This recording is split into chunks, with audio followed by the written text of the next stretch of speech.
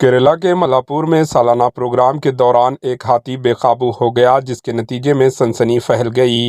रियासत केरला के मलापुर में एक तकरीब के दौरान हाथी एलिफेंट बेकाबू हो गया।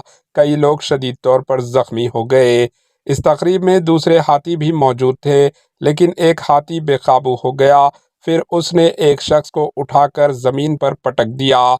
एक शख्स की हालत नाजुक बताई गई है। इस वाक़ये से प्रोग्राम में अफरा तफरी देखी गई। Bureau report, AHN news.